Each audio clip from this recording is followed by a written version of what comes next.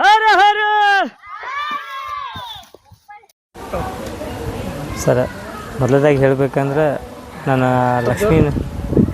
ಲಕ್ಷ್ಮೀ ನಾನು ಒಂದು ಸಂಸ್ಥೆ ಒಳಗೆ ಪರಿಚಯ ಆಗಿದ್ದು ರೀ. ಪರಿಚಯ ಆಗಿ ಆಕೆಗೆ ನನಗೆ ಪ್ರೀತಿ ಸ್ಟಾರ್ಟ್ ಆಯ್ತು ರೀ. ಪ್ರೀತಿ ಸ್ಟಾರ್ಟ್ ಆಗಿ ಹಂಗೆ ಒಂದು ಸಂಸ್ಥೆ ಒಳಗೆ ಮಾರ್ಕೆಟಿಂಗ್ ಕಂಪ್ನಿ KGC ಕಂಪ್ನಿ ಅಂತ, ಅದ್ರೊಳಗೆ ಅವರು ಮ್ಯಾನೇಜರ್ ಆಗಿರು. ನಾನು ಸೇಲ್ಸ್ ಸ್ಟೂಡೆಂಟ್ ಇದ್ದೀನಿ ರೀ ಅವಾಗ. ಅಂದ್ರೆ ಸೇಲ್ಸ್ ಹುಡುಗ ಕೆಲಸ ಮಾಡ್ತಿದ್ದೀನಿ ರೀ. ಅದಾದ ನಂತರ ಏನಾಯ್ತಂದ್ರೆ ರೀ, ಅವರು ಹೇಳಿದ್ರಿ, ಇಲ್ಲ ಮತ್ತು ನೀವು ಯಾರನ್ನಾರು ಪ್ರೀತಿ ಮಾಡಿದ್ದೀರಿ ಅಂತ ಕೇಳಿದ್ರಿ. ನಾನು ಯಾರಿಗೂ ಮಾಡಿಲ್ಲ ರೀ, ಬಟ್ ಮಾಡಬೇಕು. ಮಾಡಿದ್ರೆ ಹೆಂಗೆ ಅಂದ್ರೆ ಲವ್ ಮಾಡಿ ಅಂದ್ರೆ ಮದುವೆನ ಆಗವ ಅಂಥ ಹುಡುಗಿನ ನಾ ಹುಡ್ಕಾತೀನಿ ರೀ ಅನ್ನಿ. ಅದಾದ ನಂತರ ಲಕ್ಷ್ಮಿ ಅಂದರು, ಸರಿ ರೀ ಹಂಗಾರ ನಾ ಹೇಳ್ತೀನಿ ನಿಮ್ಗೆ ಅಂದ್ರಿ ರೀ. ಹಂಗಾರ ಇಬ್ಬರು ಮಾತಾಡ್ಕೊತ ನಮ್ಮಿಬ್ಬರು ಮಧ್ಯೆ ಪ್ರೀತಿ ಆಯ್ತು ರೀ. ಅಂತಲೇ ಅವಾಗ ಹೇಳಿದ್ರಿ ಲಕ್ಷ್ಮಿಗೆ, ನೋಡು ನಮ್ದು ಇಬ್ಬರದು ಇಂಟ್ರ್ ಕಾಷ್ಟ ಇರೋದ್ರಿಂದ ನಾನು ಹಿಂಗೆ ಒಂದು ಮಾತು ಹೇಳ್ತೀನಿ, ನೀನು ನಾನು ಲವ್ ಮಾಡ್ರೆ ಮದುವೆ ಆಗಬೇಕು, ಇಲ್ಲ ಅಂದ್ರೆ ಲವ್ ಮಾಡೋಂಗಿಲ್ಲ. ಇವು ಎರಡನೇ ಏನೇ ಅಂಥ ಪರಿಸ್ಥಿತಿ ಬರಲಿ ಏನಾಗಲಿ, ಇಲ್ಲ ನಿನಗಾರ ಏನಾಗಲಿ ನನಗಾರ ಏನಾಗಲಿ ಮದುವೆ ಆಗಬೇಕನ್ನಿ ಅಂತಂದು. ಸರಿ ಹಂಗಾರ ತಂದು ಇಬ್ಬರು ಲವ್ ಮಾಡಿದ್ವಿ. ಲವ್ ಮಾಡಿದ ತಕ್ಷಣ ಹಂಗೆ ಮುಂದೆ ಜರ್ನಿ ಹೊಡಿದ್ವಿ. ಅದಾದ ನಂತರ 2014ರಾಗ ನಮ್ಮ ಮದುವೆ, 2014ರಾಗ ನಮ್ಮ ಮದುವೆ ಆಯ್ತು ರೀ. ಮದುವೆ ಆಯ್ತು. ಅದಕ್ಕಿಂತ ಮುಂಚೆದಾಗೆ 2012ರಾಗ ಅದು ಜಾಬ್ ಮಾಡ್ತಿದ್ದೀನಿ ರೀ. ಕೆಲವೊಂದಿಷ್ಟು ಸುಮಾರು ಸಂಸ್ಥೆದೊಳಗೆ ಹಾಕಿ ಜಾಬ್ ಮಾಡ್ತೀವಿ, ನಾನು ಜಾಬ್ ಮಾಡ್ತೀವಿ. 2012ರಾಗ ಆಕಿಗೆ ಕ್ಯಾನ್ಸರ್ ಆಗೈತೆ ಅಂತ ನಂಗೆ ಗೊತ್ತಾಯ್ತು ರೀ. ಗೊತ್ತಾಗಂತಲೇ ನಾ ಏನು ಮಾಡ್ಬೇಕಂತ ತಿಳಿದಿಲ್ಲ ರೀ. ಆದ್ರೂ ನಂಗೆ ಯಾರೂ ಹೇಳೋಕೆ ಇಷ್ಟಪಡ್ತಿರ್ಕಿಲ್ಲ ರೀ. ಕೇಳಿ ಹೋಗಿ ನೋಡಿದಾಗ ನಂಗೆ ಗೊತ್ತಾಯ್ತು ಈಗ ಒಂದು ಕಾಯಿಲೆ ಆಗೈತಿ. ಆದರೆ ಯಾವುದು ಕಾಯಿಲೆ ಆಗೈತಿ ಏನಾಗೈತಿ ಅಂತ ನಂಗೆ ಯಾರೂ ಹೇಳಿಲ್ಲ ರೀ. ಅದಾದ ನಂತರ ಶಕಿಲೆ ಮೇಡಮ್ ಮತ್ತು ಅದು ಸಂಸ್ಥೆದೊಳಗೆ ಕೆಲಸ ಮಾಡ್ತಿದ್ರು. ಅವ್ರು ನನಗೆ ಹೇಳಿದ್ರು, ಇಲ್ಲಪ್ಪ ವಿಷ್ಣು, ಲಕ್ಷ್ಮಿಗೆ ಹಿಂಗೆ ಬ್ಲಡ್ ಕ್ಯಾನ್ಸರ್ ಆಗೈತಿ, ಮತ್ತು ಆಕೆ ನೀನು ಲವ್ ಮಾಡೋದು ಬಿಡು, ಆಕೆದಿಂದ ನಿನ್ನ ಜೀವನ ಯಾಕೆ ಹಾಳು ಮಾಡ್ಕೊತಿ, ಒಬ್ಬ ಇದೆಯಾ ಅಂತಂದ್ರಿ. ಅದಾದ ನಂತರ ನಾನು ಇಲ್ರಿ ಮೇಡಮ, ನಾವು ಒಂದು ಸಲ ನಿರ್ಧಾರ ಮಾಡೀನಿ, ನಾವೊಬ್ಬ ಆದರ್ಶ ವ್ಯಕ್ತಿ ಅದರಿಂದ ಫಾಲೋವರ್ಸ್ ಅದೇನು ರೀ. ನಾನು ಸ್ವಾಮಿ ವಿವೇಕಾನಂದ ಅವರು ಆದರ್ಶವಾಗಿ ಇಟ್ಕೊಂಡನು. ಸ್ವಾಮಿ ವಿವೇಕಾನಂದ ಅವ್ರು ಏನು ಹೇಳ್ತಾರೆ ಅಂದ್ರೆ, ಒಂದು ಈ ಜಗತ್ತಿನಾಗ 10 ಜನ ಯುವಕರು ನನ್ನಂತೆ ಆದ್ರೆ ಅಂದ್ರೆ ನಾ ಇಡೀ ಜಗತ್ತನ್ನು ಬದಲಾಯಿಸ್ತಾನೆ ತಂದಿದ್ರಿ. ಆ 10 ಮಂದಿಯಾಗ ನಾವು ಒಬ್ಬ ಆಗ್ಬೇಕಂತಂದನು ರೀ. ಈಕೆಗೆ ಏನೇ ಆಗಲಿ ರೀ, ನನ್ನ ಕೈಲಿಂದ ಎಷ್ಟು ಸಾಧ್ಯ ಆಕತ್ತೆ ಅಷ್ಟು ಬದುಕಿಸ್ತೀನಿ ರೀ. ಆಕಿನ ಮದುವೆನೇ ಆಗ್ತೀನಿ ರೀ. 2012ರಿಂದ 13 ತನಕನೂ ಆಕೆ ನಂಗೆ ಕಾಯಿಲೆ ಅವಾಯ್ಡ್ ಮಾಡೋಕತ್ತಾಳ ರೀ. ಏನಂತ, ಇಲ್ಲ ವಿಷ್ಣು ಮತ್ತು ನೀನು ನನ್ನ ಮದುವೆ ಆಗಬೇಡ, ಮದುವೆ ಆಗೋದ್ರಿಂದ ಭಾಳ ತೊಂದರೆ ಆಕೈತಿ, ಹಂಗಾತಿ ಹಿಂಗತ್ತ. ಆದರೂ ನಾ ಕೇಳಿಲ್ಲ ರೀ. ಒಂದು ಸಂಸ್ಥೆ ಒಳಗೆ ಕೆಲ್ಸಕ್ಕೆ ಬನ್ನಿರಿ, ಅದು ಬರ್ಡ್ಸ್ ಅತ್ತ. ಅದಕ್ಕಿಂತ ಮುಂಚಿತವಾಗಿ ಒಂದು PSI ಸಂಸ್ಥೆ ಒಳಗೆ ನಾವು ಸೆಲೆಕ್ಷನ್ ಆದೀನಿ ರೀ. ಅದ್ರೊಳಗೆ ಪ್ರಮೋಟರಾಗಿ ಕೆಲಸಕ್ಕೆ ತೊಗೊಂಡ್ರಿ. ಇಬ್ಬರದು ಜೀವನ ನಡೀತೀರಿ ನಮ್ದು. ಮದುವೆ ಅದು ಎಲ್ಲ ಸಂಸ್ಥೆದವ್ರು ಸೇರಿ ನಮ್ಮನ್ನು ಮದುವೆ ಮಾಡಿದ್ರಿ ರೀ. ಎಲ್ಲರೂ ನಮ್ಮ ಮನ್ಯಾಗ ಯಾರೂ ಒಪ್ಪಲಿಲ್ಲ ರೀ, ಇವ್ರ ಮನ್ಯಾಗೂ ಒಪ್ಪಲಿಲ್ಲ ರೀ. ಆದರೂ ನಾವು ಮದುವೆ ಆದವು ರೀ. ಸಂಸ್ಥೆದವ್ರೆಲ್ಲರೂ ಸೇರಿ ಅವರೇ ಎಲ್ಲ ರೀ ನಮ್ದು ಒಂದು ಗ್ಯಾಸ್ ಇಟ್ಕೊಂಡು ತೋಡ್ಕೊಂಡು ಎಲ್ಲ ಕೂಡಿಸಿ ಅವರೇ ಮದುವೆ ಮಾಡಿರಿ. ಇಷ್ಟೊಂದು ಒಳ್ಳೆ ಗುಣ ಐತಿ, ಮತ್ತು ನಮಗೂ ಸಾಧ್ಯ ಇದೆ ನಿಮ್ಗೆ ಸಹಾಯ ಮಾಡ್ಕೊಂಡು ಮಾಡಿರಿ, ಮದುವೆ ಆದಿಲ್ಲ ರೀ. ಅದಾದ ನಂತರ ನನಗೆ ಜೀವನ ಅನ್ನೋದು ಏನು ಭಾಳ ಕಠಿಣ ಆಗಾಕೈತಿ ರೀ. ಲಕ್ಷ್ಮಿ ನೋವುಗಳು, ಆಕೆಗೆ ಆಗೋ ಬ್ಲಡ್ ವಾಮಿಂಟ್ ರೀ.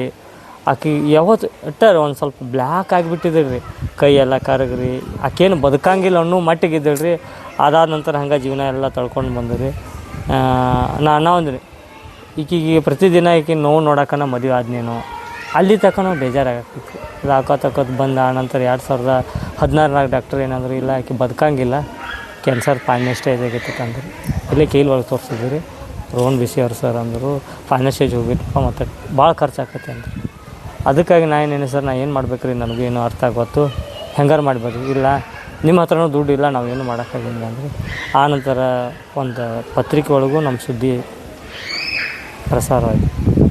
ಅದು ಪ್ರಸಾರ ಹೋಗಂತಲೇ ಸ್ವಲ್ಪ ಹಣ ಸಹಾಯ ಬಂತು ರೀ.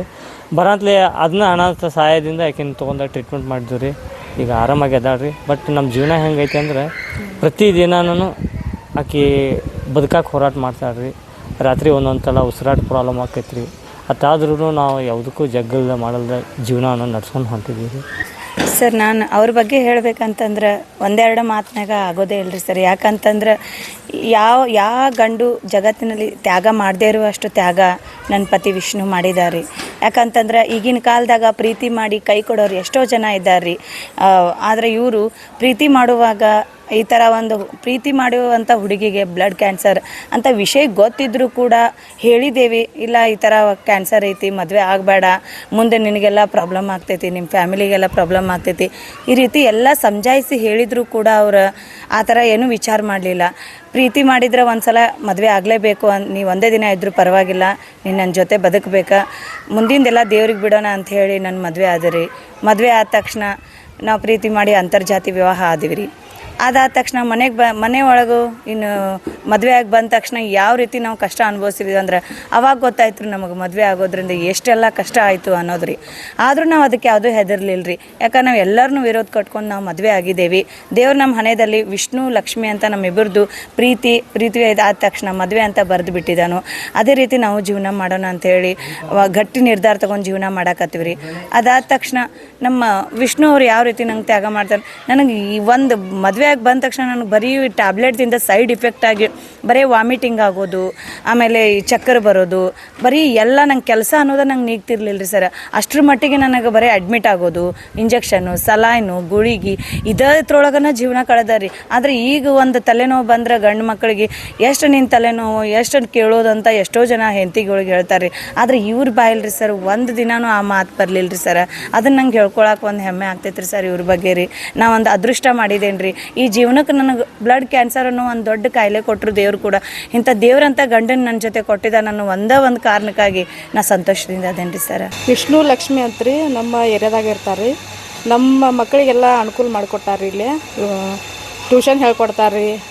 ಮತ್ತು ಹುಡುಗರನ್ನ ಎಲ್ಲಾರ ಗ್ರೌಂಡಿಗೆ ಕರ್ಕೊಂಡು ಹೋಗ್ತಾರೆ ರೀ, ಆಟ ಆಡಿಸ್ತಾರೆ, ಬೆಳಗಿನ ಜಾವ ಎಬ್ಬಿಸ್ತಾರೆ ರೀ, ABC ವಾಕಿಂಗ್ ಎಲ್ಲ ಕರ್ಕೊಂಡು ಹೋಗ್ತಾರೆ ರೀ. ಹುಡುಗರಿಗೆಲ್ಲ ಅನುಕೂಲ ಆಗೈತೆ ರೀ. ಮತ್ತು ನಮಗೂ ಇಲ್ಲಿ ಸ್ವಲ್ಪ ಜವಾಬ್ದಾರಿಲಿ ಅವ್ರು ಇದು ಇರ್ತಾರೆ, ಇಲ್ಲಿ ಸಮಸ್ಯೆಗಳನ್ನೆಲ್ಲ ಬಗೆಹರಿಸ್ತಾರೆ, ಸಮಸ್ಯೆನೆಲ್ಲ ಬಗೆಹರಿಸ್ತಾರೆ.